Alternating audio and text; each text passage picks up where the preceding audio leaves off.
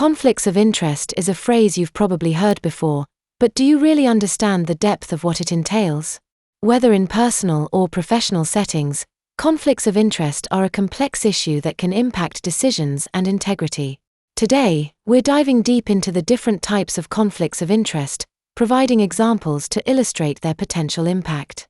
By recognizing these conflicts, you can develop strategies to mitigate their influence and maintain your ethical standards.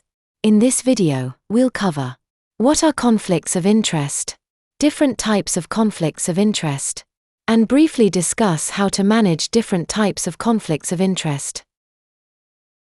So, what exactly are conflicts of interest?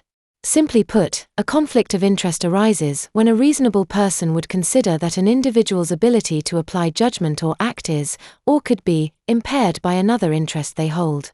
This might sound straightforward, but conflicts of interest can manifest in various forms, some of which can be quite subtle. Managing these conflicts is crucial for several reasons. At the extreme end, there's a risk of crossing legal boundaries, such as those related to fraud or bribery. But even at a more basic level, it's about maintaining trust from those within your organization and from external stakeholders. Failing to manage conflicts of interest can damage your reputation, weaken governance, and even lead to legal or regulatory consequences. It's not just about avoiding conflicts, it's about identifying and managing them effectively. Conflicts of interest come in various forms.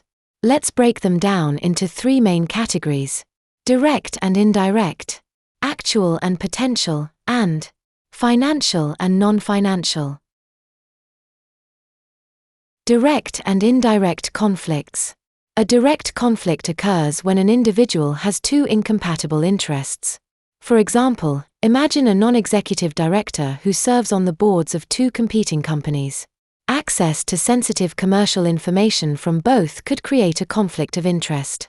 In such cases, the director might face pressure from one company to share information about the other, which could lead to unethical decisions. To manage this, the access to sensitive information and the scope of decisions this director can influence must be strictly controlled. An indirect conflict, on the other hand, involves another person, often someone close to you. Suppose you're a senior manager, and your spouse holds a similar position in a competing company.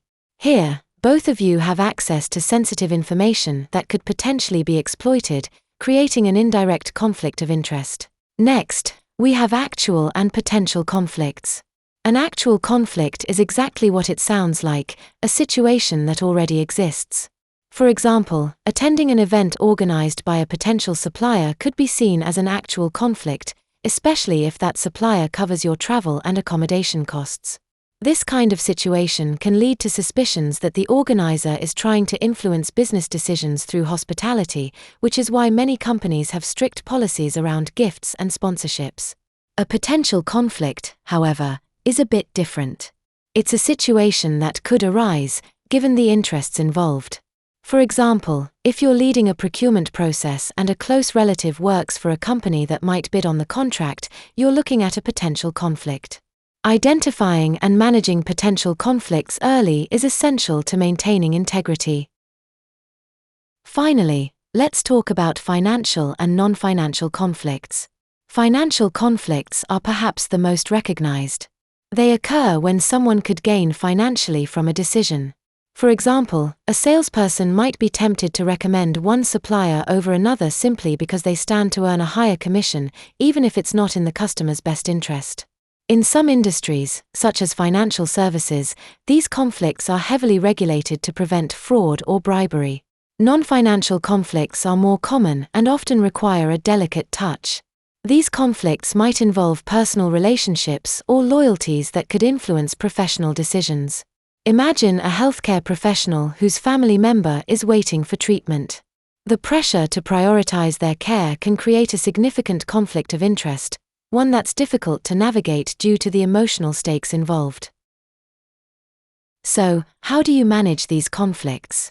The key isn't to eliminate or avoid them altogether, that's nearly impossible. Instead, focus on identifying and managing them effectively. Here are some key steps. Firstly, create a clear conflict of interest policy that outlines when and how conflicts should be declared. Ensure there are regular updates and annual declarations from everyone in the organization, not just senior staff. Document and review all declarations, maintaining an up-to-date register. Finally, educate your team on what conflicts of interest are and why managing them is so important. Managing conflicts of interest isn't just about ticking boxes, it's about protecting your organization and its reputation. By staying vigilant and proactive, you can navigate these challenges with integrity and ensure that your decisions are above reproach.